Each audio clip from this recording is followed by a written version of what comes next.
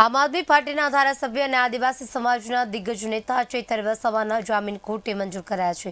ત્યારે ગોપાલભાઈ ઇટાલીએ પ્રતિક્રિયા આપી છે। ચૈતર વસાવાના જામીન કોર્ટે મંજૂર કર્યા। ગોપાલભાઈ ઇટાલીએ પ્રતિક્રિયા આપી। આમ આદમી પાર્ટીના કાર્યકર્તાઓમાં ખુશીનો માહોલ જોવા મળ્યો હતો।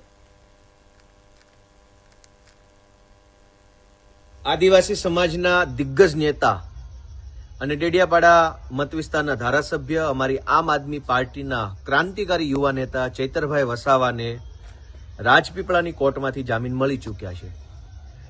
અમે માનની ચૈતરભાઈ વસાવાનું સ્વાગત કરીએ છીએ અને ખૂબ ખુશી સાથે આજે ખુશીનો દિવસ તો છે જ, ભગવાન શ્રી રામલલાની મૂર્તિ પ્રતિષ્ઠા થઈ છે અને એ સાથે જ ચૈતરભાઈને પણ આજે જામીન મળ્યા છે। આ એક શુભ સંકેત છે, કેમ કે ભગવાન આવી ગયા છે તો રાક્ષસોનો નાશ થવાનો હવે જરૂરી છે। તો આજે ચૈતરભાઈના જામીન થયા છે એ ખૂબ ખુશીનો વિષય છે। ચૈતરભાઈનું સ્વાગત કરીએ છીએ। સમગ્ર આદિવાસી સમાજમાં ખૂબ ખુશી છવાઈ ચૂકી છે। અત્યાર સુધીમાં મને ઢગલાબંધ ફોન આવી ચૂક્યા છે। આમ આદમી પાર્ટી પણ ખુશ છે।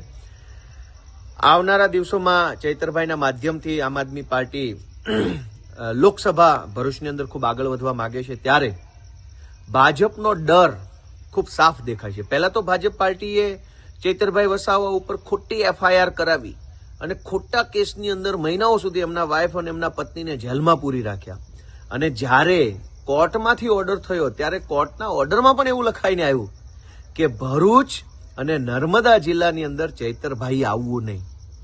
આ શબ્દો એમ દર્શાવે છે કે છેક દિલ્હીના ભાજપવાળા સુધી ચૈતરભાઈનો ડર ફેલાયો છે। ભાજપવાળા ડરતા હોય તો ચોક્કસ એ ખુશીની વાત છે। ચૈતરભાઈ એક ટાઈગર છે, ચૈતરભાઈ એક લડાયક યોદ્ધા છે અને આદિવાસી સમાજનું જબરજસ્ત હજડબમ સમર્થન ચૈતરભાઈને મળ્યું છે। ત્યારે ભાજપવાળાને ડર લાગવો સ્વાભાવિક છે, પણ આટલી હલકી કક્ષાની રાજનીતિ ભાજપવાળા કરશે, આટલા નીચે ઉતરશે, આટલો અન્યાય કરશે, આટલો અત્યાચાર કરશે એવી આશા નહોતી। ચૈતરભાઈ વસાવા લોકોના પ્રેમથી જીતેલા ચૂંટાયેલા વ્યક્તિ છે। દેગામ તાલુકાના હરસોલી ગામે રામ મંદિરને લઈને ઉજવણી કરવા બાબી રામજી મંદિરે આરતી કરવા માટે લોકોની ભારે ભીડ જોવા મળી। આખું ગામ જાણે કે ભક્તિમય માહોલમાં રંગાયું હોય। આશાપુરા મંદિરને શણગારીને ભવ્ય આયોજન કરવામાં આવ્યું હતું।